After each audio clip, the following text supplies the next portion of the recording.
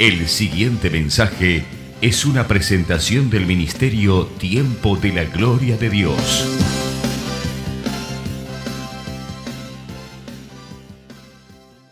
Muy buenas noches, bienvenidos.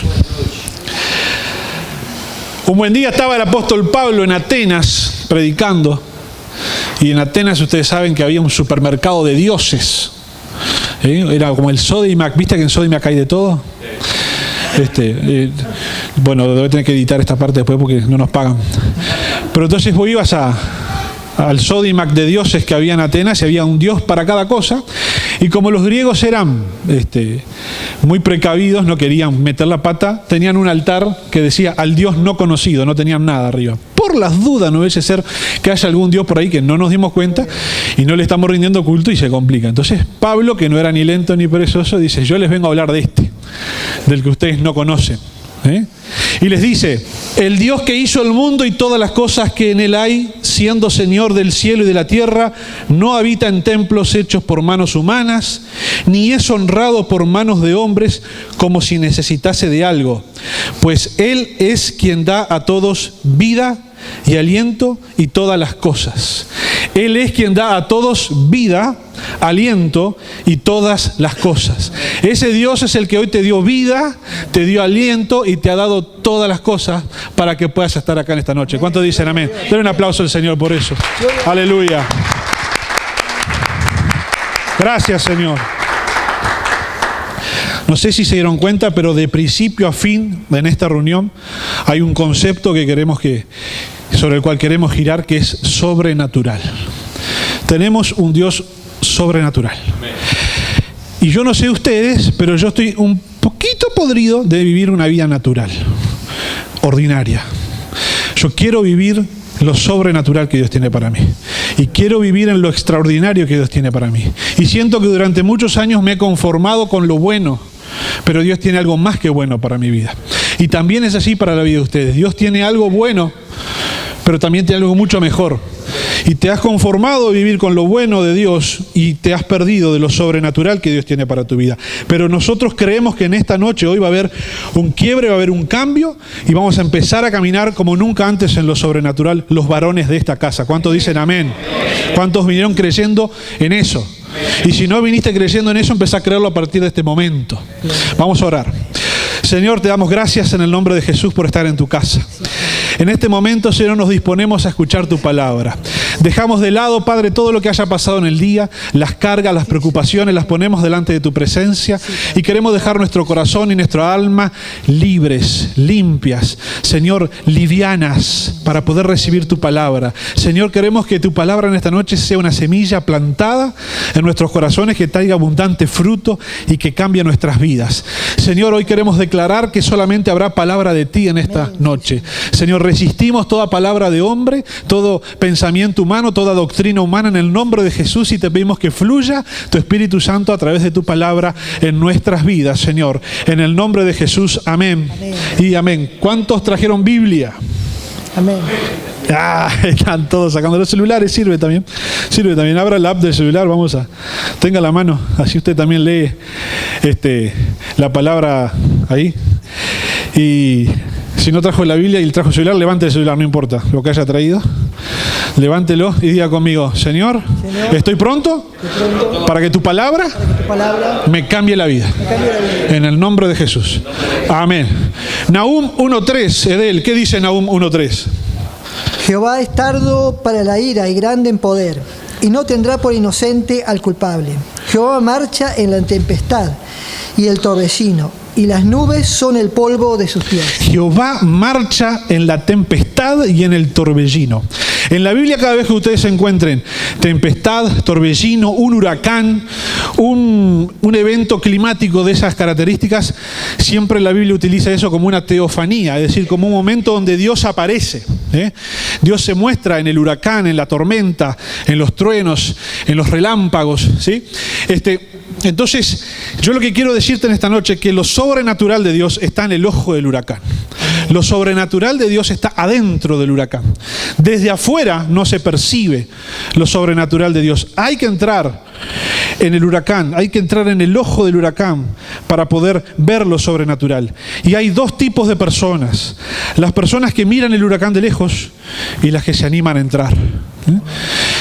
Mateo 14, del 24 al 29.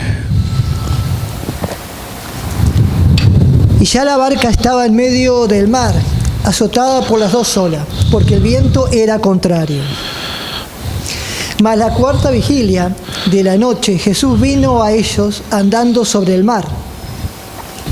Y los discípulos, viéndole andar sobre el mar, se turbaron, diciendo: un fantasma, y dieron voces de miedo. Pero enseguida Jesús les habló diciendo: tened ánimo, yo soy, no temáis. Entonces respondió Pedro y dijo: Señor, si eres tú, manda que yo vaya a ti sobre las aguas. Y él dijo: ven. Y descendiendo Pedro de la barca, andaba sobre las aguas para ir a Jesús. Amén. Después trata de darle un poco más de volumen a él, que me cuesta escucharlo. Hola, hola. Lo sobrenatural está en el ojo del huracán. Desde afuera no se puede percibir eso. Jesucristo, ¿dónde estaba en esta escena? Estaba en el medio de la tormenta. Los discípulos están en el mar, en la barca, tratando de pelear por sus vidas, atemorizados, ¿sí? Y de repente, al que ven que estaba dentro del huracán, era el Señor Jesús, que se venía asomando. Desde afuera no percibís lo sobrenatural, y desde afuera tenés temor de lo sobrenatural, y tenés temor de meterte en el huracán de Dios. Tenemos temor porque no tenemos una adecuada vida de oración, porque los discípulos no tenían una adecuada vida de oración. Y eso lo sabemos porque más adelante en el Evangelio, cuando los discípulos tienen que echar fuera un demonio, no pueden. Y Jesús les dice: lo que pasa es que este género sale con oración y ayuno. Es decir, hay un nivel de la lucha espiritual donde si vos vas a enfrentar ciertos demonios, tu vida de oración y de ayuno tiene que ser como la que tenía Jesús, que Jesús apareció, hizo ¡pap! Y el demonio se fue corriendo. Y los discípulos del Señor no pudieron echarlo fuera, porque en la medida en que vos crezcas, que vos avances en la vida, los demonios que te vas a tener que enfrentar son más duros, y los vas a enfrentar en la medida en que tu vida de oración sea una buena vida de oración y de ayuno, como la que tenía el Señor. Pero los discípulos no tenían esa vida de oración. Entonces están en la barca y tienen miedo de lo que están viendo. Hasta que por ahí aparece uno, que lo vamos a tomar de ejemplo varias veces en esta noche, que es Pedro, que dice: ahí donde está Jesús quiero estar yo. No me voy a quedar acá en la barca, no me voy a quedar acá con miedo, con temor. Total, igual me voy a morir acá. Me voy a ir hasta donde está el Señor. Seguramente los compañeros de Pedro, los demás discípulos, gritándole: estás loco, ¿qué haces? Quédate acá, vení, que te tirás al mar. Le tirarían una cuerda o algo. Pero él dijo: no, yo voy a estar allá donde Jesucristo está. Yo quiero saber cuántos en esta noche van a decir: yo voy a estar ahí donde está Jesucristo. Me voy a meter en el huracán de lo sobrenatural de Dios. Pero hay que tener vida de oración. Hay que hacer un compromiso hoy de mejorar nuestra vida de oración, nuestra vida de ayuno, nuestro compromiso con Dios para poder meternos en el huracán. Porque de lo contrario, cuando vos veas venir el huracán de lo sobrenatural de Dios, vas a tener miedo, como tenían miedo los demás discípulos, como tiene miedo muchas veces un pueblo que está lejos de Dios. ¿Qué dice Éxodo 19 del 16 al 20? Aconteció que al tercer día, cuando vino la mañana, vinieron truenos y relámpagos, y espesas nubes sobre el monte, y sonido de bocinas muy fuerte, y se estremeció todo el pueblo que estaba en el campamento. Y Moisés sacó del campamento al pueblo para recibir a Dios, y se mantuvieron al pie del monte. Y todo el monte Sinaí humeaba, porque Jehová había descendido sobre él en fuego. Y el humo subía como el humo en un horno, y todo el monte se estremecía en gran manera. El sonido de la bocina iba aumentando en extremo. Moisés hablaba y Dios le respondía con voz tronante. Y descendió Jehová sobre el monte Sinaí, sobre la cumbre del monte. Llamó Jehová a Moisés a la cumbre del monte, y Moisés subió. ¿Quiénes se estremecieron cuando Dios bajó en el Sinaí? Se estremecieron todos los del pueblo, menos Moisés. Moisés subió. Ese pueblo que vio las plagas en Egipto, ese pueblo que vio salir, que vio abrir el Mar Rojo cuando salió, el pueblo que se quejó y Dios le dio agua, el pueblo que se quejó y Dios le dio maná, ese pueblo que estaba siempre inconforme, que no cambiaba su corazón, que eran duros. Cuando Dios aparece en el monte, se tienen que correr, porque sienten miedo, porque se estremecen. ¿Qué dice Éxodo 20, 18 al 19? Mirá cómo sigue. Todo el pueblo observaba el estruendo y los relámpagos, y el sonido de la bocina, y el monte que humeaba, y viéndolo el pueblo temblaron y se pusieron de lejos. Temblaron y se alejaron. ¿Y qué sigue? Y dijeron: Moisés, habla tú con nosotros, y nosotros oiremos, pero no hable Dios con nosotros, para que no muramos. Sí. No, mejor nosotros ni nos acercamos al huracán, ni nos acercamos a Dios. Mejor nos quedamos acá de lejos y andá vos, Moisés, y decinos lo que Dios nos tenga que decir. Un pueblo que no termina de reaccionar, que no termina de decir, bueno, ¿qué hacemos? ¿Qué podemos hacer para acercarnos nosotros también a Dios? ¿Qué podemos hacer para estar nosotros también en la presencia de Dios? No, es un pueblo que agarra y dice, bueno, no voy a reaccionar a lo que me está pasando, no voy a reaccionar a mi situación, me quedo acá como estoy por las dudas, que vaya Moisés y que se arregle. Y es la realidad lamentable de muchas iglesias en el siglo XXI, en todas partes del mundo, ¿sí? Un pueblo que dice, para eso está el pastor. Para eso está el pastor, el líder, el apóstol, que él se meta en la presencia de Dios y nos venga y nos diga lo que tenemos que hacer. Nosotros mejor nos quedamos acá. Pero Dios necesita levantar un pueblo que quiera entrar en su presencia. Dios necesita levantar un pueblo que quiera entrar en el huracán, que no tenga miedo, que quiera comprometerse en oración, en ayuno, en crecer para poder estar apto para entrar allí, ¿sí? Y no un pueblo que siga viviendo la fe del otro. A lo largo y ancho del mundo, las iglesias tienen este problema. La gente no vive la fe personalmente, vive con la fe del pastor. La gente no viene a la iglesia para alabar a Dios, viene a escuchar un grupo de música. La gente no quiere conocer a Dios personalmente, estudiar su palabra, leerla. Para eso ya la estudió el pastor y después me la explica. Entonces, los cristianos alrededor del mundo viven un cristianismo de lejos, como el pueblo, de lejos. Que para eso está el pastor, para eso está el líder, que se meta él, que después venga y nos diga qué hacer. Son esos cristianos que están todo el tiempo preguntando qué tienen que hacer. Están todo el tiempo consultándole al líder qué tengo que hacer en estas circunstancias, qué tengo que hacer en esta otra, qué decisión tomo aquí, qué decisión tomo allá, cómo hago para llevarme bien con mi mujer, cómo hago para educar bien a mis hijos, cómo hago para llevarme bien con mi jefe, cómo hago para tratar bien a mis empleados, cómo hago. Todo el tiempo pasan los años en la iglesia y siguen preguntando todo el tiempo qué hago. Porque no entraron en el huracán. Porque se quedaron de lejos y dijeron, para eso tengo mi líder, mi pastor, mi mentor. Él entra y después viene y me dice qué hacer. Ahora el Señor esta noche va a levantar un pueblo diferente dentro de estos varones. Gloria a Dios, amén. Amén. Éxodo 34, 29, 30 y después el 34. Y aconteció que descendiendo Moisés del monte Sinaí con las 2 tablas del testimonio en su mano, al descender del monte no sabía Moisés que la piel de su rostro resplandecía, después que hubo hablado con Dios. Y Aarón y todos los hijos de Israel miraron a Moisés, y aquí la piel de su rostro era resplandeciente, y tuvieron miedo de acercarse a él. ¿Y ahora el 34? Cuando venía Moisés delante de Jehová para hablar con él, se quitaba el velo hasta que salía, y saliendo descendía a los hijos de Israel lo que le era mandado. Moisés estaba totalmente en otra sintonía, totalmente distinta a la del pueblo. Estaba en otra onda Moisés. Tal es así que Moisés se tenía que tapar la cara cuando estaba en el público y se destapaba la cara cuando entraba al tabernáculo y salía. Él estaba en totalmente otra sintonía. Y muchas veces es muy difícil lograr hacer sintonía con gente que no ora. Porque para vos está tan claro el panorama y le querés explicar, le querés dar el consejo y la otra persona no entra. O como nosotros decimos acá, que nos enseñó nuestro amigo Yamandú, no casa antena, no agarra el wifi. ¿Tá? Es otra sintonía distinta entre la persona que se ha metido en el huracán de Dios y dice, yo quiero vivir en lo sobrenatural, y ora y hace ayuno y entra ahí. Cuando quiere ir a hablarle a otra persona, está en otra sintonía, es totalmente distinto, totalmente difícil. Y yo me pregunto, a ver, nosotros ¿en qué estamos preocupados? Nosotros ¿en qué nos estamos enfocando? ¿En qué se nos van las horas del día? En nuestras preocupaciones, en nuestras dificultades, en los problemas que tengo que resolver, en trabajar, en el entretenimiento, en el ocio. ¿O estamos enfocados en meternos en el huracán de lo sobrenatural de Dios? Estamos enfocados en que nuestra vida cambie. Mire que la Biblia dice que Dios nos rescató para que seamos un pueblo de reyes y de sacerdotes. Es decir, nuestra función es alabar, adorar a Dios, interceder. Función de sacerdote, ofrendar. y después reyes. Nuestra función acá es reinar. Nuestra función es que yo en mi casa establezca el reino de Dios en mi casa. Establezca el reino de Dios en las relaciones con mi esposa, con mis hijos. Establezca el reino de Dios en mi lugar de trabajo. Establezca el reino de Dios con mis compañeros, con mis vecinos. Dios me llamó a eso, a ser rey, a gobernar.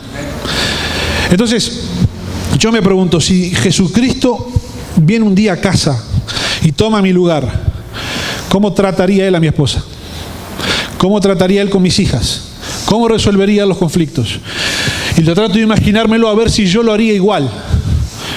Si viniera Jesús a mi empresa, ¿cómo trataría Él a mi jefe? ¿Cómo resolvería Él el conflicto con mis compañeros de trabajo? Y trato de imaginarme a ver si yo lo haría igual.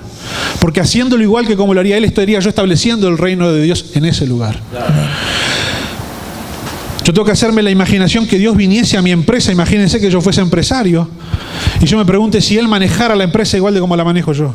Si tomara las decisiones que tomo yo. Si manejara las cosas como las manejo yo. Porque si yo no manejo mi empresa como Dios la manejaría, como Jesús la manejaría si estuviese sentado en el sillón del gerente, entonces yo no estoy estableciendo el reino de Dios con la empresa que Dios me dio, etcétera, etcétera, etcétera. Juan 17:4. ¿Cuántos me están siguiendo? Más les vale. Yo te he glorificado, he acabado la obra que me diste que hiciese. ¿Qué significa darle gloria a Dios? No es venir a la iglesia y decir gloria a Dios. No es andar a los gritos gloria a Dios, aleluya. Dar gloria a Dios es esto que Jesucristo dice que hizo. Él acabó la obra que Dios le dio para hacer. No se le da gloria a Dios a los gritos, no se le da gloria a Dios con la boca hablando, se le da gloria a Dios cuando uno dedica su vida a hacer aquello que Dios nos ha dado para hacer. Pero para que yo pueda dedicar mi vida para hacer lo que Dios me ha dado para hacer, yo primero tengo que conocer qué es eso que Dios me ha dado para hacer. Necesito conocer cuál es el propósito de Dios para mi vida, cuál es el llamado que Dios me dio, qué es lo que Él pensó para mí. ¿Cómo puedo yo conocer todo eso si estoy mirando el huracán de lejos? Amén. ¿Cómo puedo conocer lo que Dios ha querido para mi vida si no tengo vida de oración? Nosotros estamos viviendo actualmente un periodo de la historia donde estamos repletos de información. Repletos de información, de datos, de conocimiento. Son toneladas de información que nos entra por la cabeza todos los días. Desde que te levantás y tenés redes sociales y si entras a leer el diario, si pones el noticiero, mensajes por WhatsApp, cadenas, reenvíos, todo lo que sea. Hoy tenés hoy estamos en una situación donde nos entra información a la cabeza por todos lados, lo cual no significa que seamos más inteligentes. Solamente estamos acumulando más información que no sirve para mucho. Inteligente, sabio es aquella persona que logra construir su vida familiar correctamente, una persona que logra construir armonía en su hogar, en su entorno. ¿Cuántos de eso ustedes ven por allí en el mundo? Nada. Pero el mundo está lleno de información. Toneladas de información todo el tiempo. Entonces, en ese murmullo de datos, de información, de activismo, es muy difícil, o más bien digo, es bien fácil desenfocarnos del reino. Ahora, Dios no necesita hablarnos todo el tiempo, un montón de cosas todo el tiempo. A veces con una palabra es suficiente. Amén. Sí, sí. Así conmigo, una palabra basta. Una palabra basta. Dios solo necesita una palabra. Una palabra. Con una palabra basta. Vas al cine, ves una película, de esas películas que ya sabes que después va a tener una segunda parte, una tercera parte. Termina la película, y hay algunas películas en particular que no te puedes levantar cuando termina porque tenés que esperar la escena que viene después de las letritas, la escena postcrédito. Termina la película y ya estás pensando en la que viene. Ese es el régimen, la vorágine que nosotros tenemos acá en el mundo. Ahora, eso en el reino de los cielos no funciona así. Y no podemos pretender modernizar la esencia del reino. Porque si Dios te dio una palabra hace un año, es esa palabra que Dios te dio. Porque a Dios no se le olvida la palabra que Dios te habló. Porque Dios es un Dios serio. Y Dios es un Dios serio que quiere trabajar con gente seria. Y cuando Dios te da una palabra, Él no se olvida. Hace un año te la dio, hace 2 años te la dio, hace 5 años te la dio. Él no se olvidó la palabra que te dio. Y a veces nosotros olvidamos la palabra que Dios nos dio. Entonces venimos pidiéndole a Dios otra palabra. Y quiero otra palabra, y necesito otra palabra. Y busco más palabras, y busco palabras. Y Dios dice, yo le di una palabra hace 3 años atrás, 4 años atrás, se le olvidó.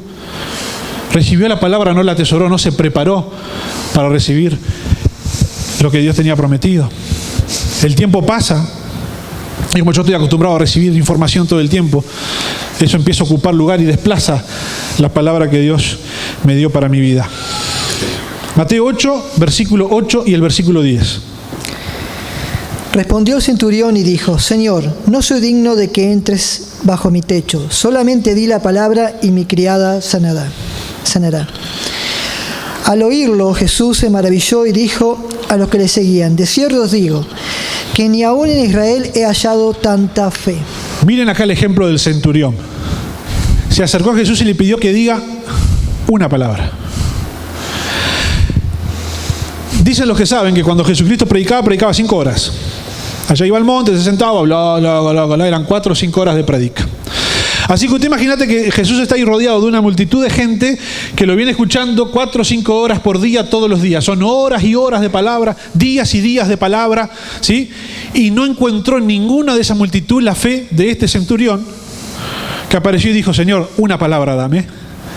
Una palabra dame. Y yo ya sé que el milagro está garantizado. Una palabra dame, nada más. Y el Señor le dio una palabra para que su siervo se sanara. Ahora, la pregunta es, porque ustedes lo leyeron acá, al oírlo Jesús se maravilló. Yo me pregunto, ¿se maravilla Jesús cuando me oye a mí? Amén. ¿Se maravilla Jesús cuando me oye hablar a mí? Cuando yo voy a la intimidad con Dios a orar, ¿se maravillará Dios de lo que yo hablo en mi momento de oración? ¿Se maravilla Dios con las declaraciones que yo hago con mi boca? ¿Se maravilla Jesús cuando me escucha hablar lo que yo creo? ¿Se maravilla Jesús cuando yo en el medio del problema, en medio de la circunstancia, abro la boca y digo algo en lo que estoy viviendo? Que Dios nos ayude. Que podamos transformar nuestro ser, nuestro interior, ahí en el huracán de lo sobrenatural, para que cuando yo hable Dios, Jesús se maraville. No se pudo maravillar de ninguno de sus compatriotas, se tuvo que maravillar de un romano que tenía más fe que todos los demás. Ahora, ¿cuál es esa palabra que Jesús le dio al centurión? Decí conmigo: una palabra basta. Amén. Entonces Jesús dijo al centurión: ve, y como creíste, te sea hecho. Y su criado fue sano en aquella misma hora. Como creíste, te sea hecho. Esa fue la palabra que Jesús le dio. La palabra que Jesús le dio era la respuesta a la oración que el centurión venía haciendo.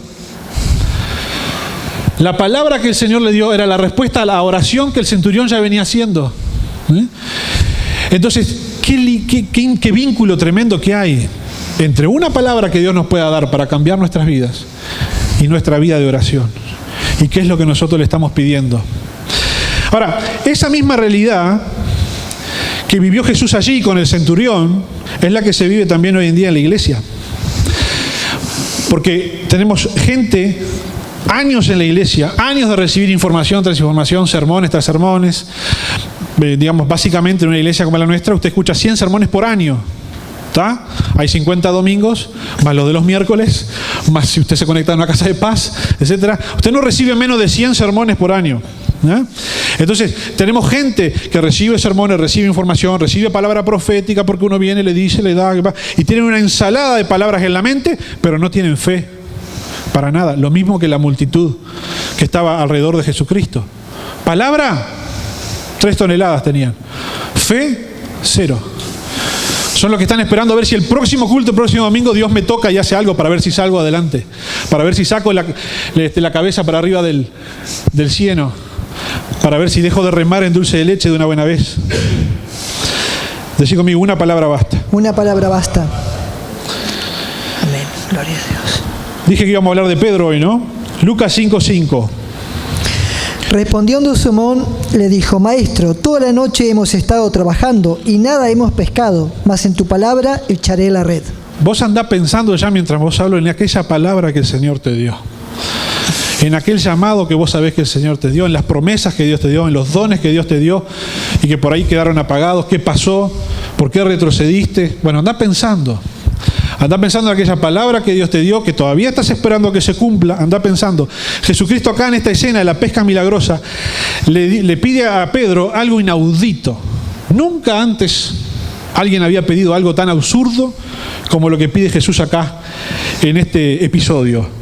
Después, si vos lo lees completo en tu casa, vas a ver que Jesús llega a la ribera del lago y le pide a Pedro que aparte un poco la barca para usarla de púlpito, ¿sí? Y dice que después de que hubo predicado, o sea, 4 o 5 horas, mientras Pedro arreglaba las redes para salir de noche de vuelta, porque los peces salen a hacer pescados de madrugada, ya a las 6 de la mañana no hay peces, Jesús le dice, ¿qué le da? Una palabra. Dice, Pedro, boga mar adentro y echa la red para pescar. Absurdo, inaudito, que al mediodía o a las 2 de la tarde o a las 3 de la tarde, a la hora que haya sido que Jesús terminó de predicar, le diga a Pedro que vaya y tire la red. Porque también ir y tirar la red no era tipo, nos subimos, era un trabajito, meter el barco hasta la mitad, agarrar las redes, tirarlas, no era una cosa que le hacían 2 minutos. Y si no pesco nada, levanto la red y me voy. Era otra vez laburar a la hora en que yo pensaba irme a dormir, a la hora en que nada funciona, que además vengo de una noche fracasado porque no había pescado nada, ¿sí? Y Pedro establece un principio que es el principio por el que vos tenés que actuar en tu vida siempre. En tu palabra voy a echar la red. Voy a hacer lo que tengo que hacer en tu palabra, porque vos me diste una palabra. Lo voy a hacer, lo estoy creyendo. Ahora, si Pedro hubiese empezado con, bueno, va, que bien, no hubiese tomado esa determinación, si hubiese empezado a poner peros, excusas, Pedro no hubiese vivido el milagro y la vida de Pedro no hubiera cambiado. Porque la Biblia dice que a partir de ese momento Pedro tuvo un cambio radical de vida. Se reconoció pecador allí. Le dijo, Señor, aparte de mí, Señor, dijo, ahora te voy a hacer pescador de hombres. Ahí está el llamado.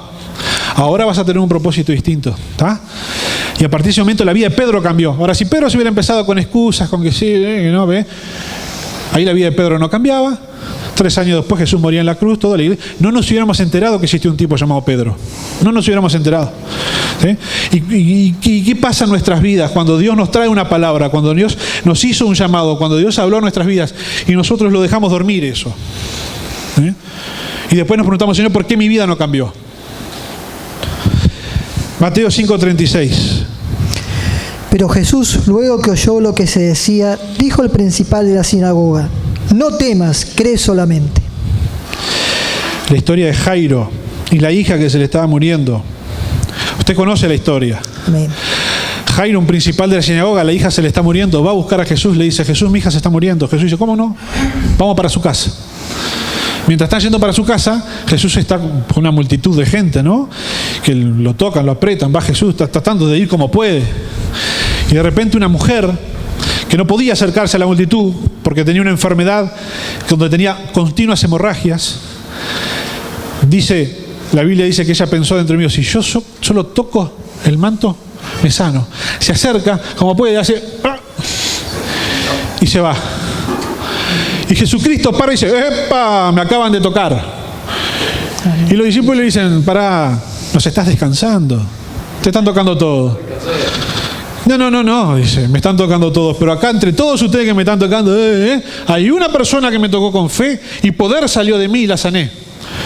Entonces ahí pararon todos. Y Jairo, que estábamos yendo a la casa de Jairo, que la hija se le está muriendo, y no podemos dejarlo para después.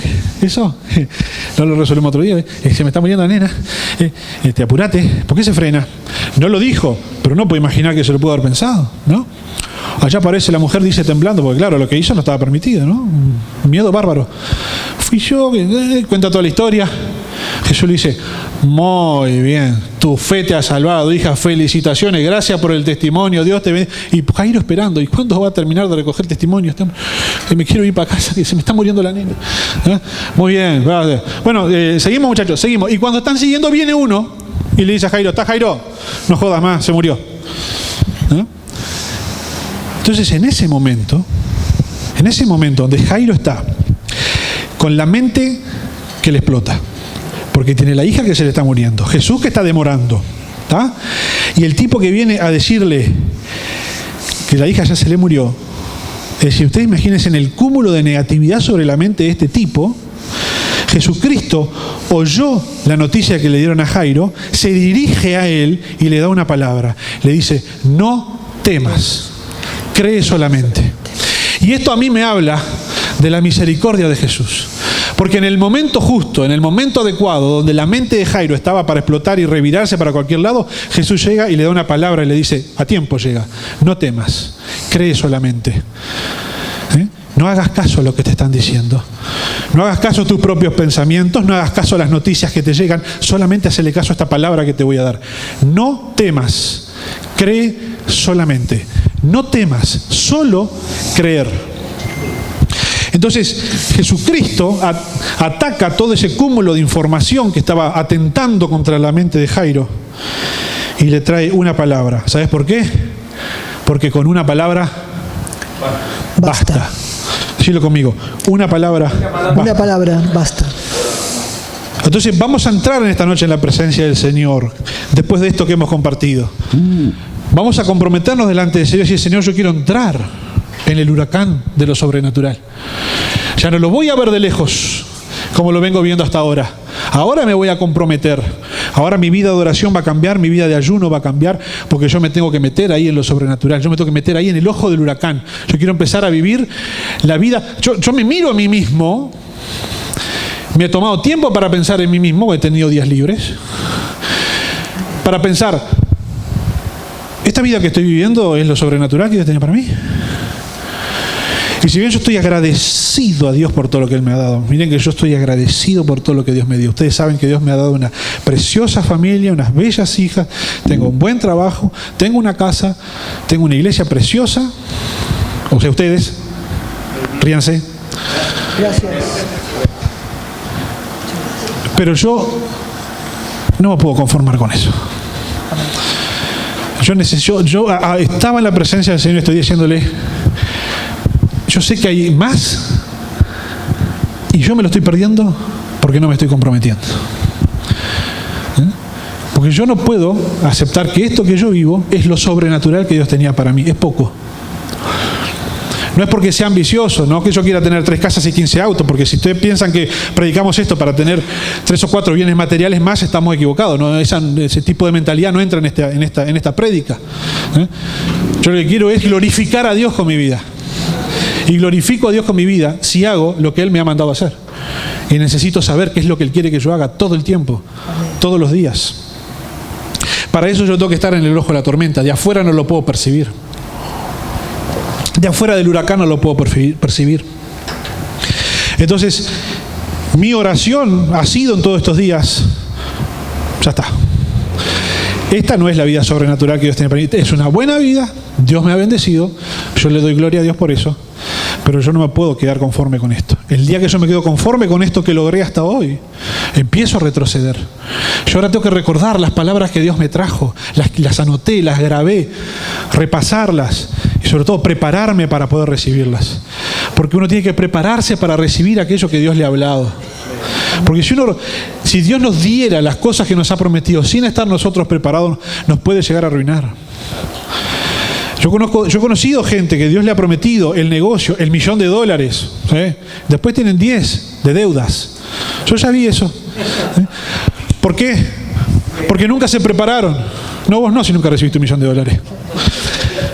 Porque nunca se prepararon para recibir lo que Dios les había prometido.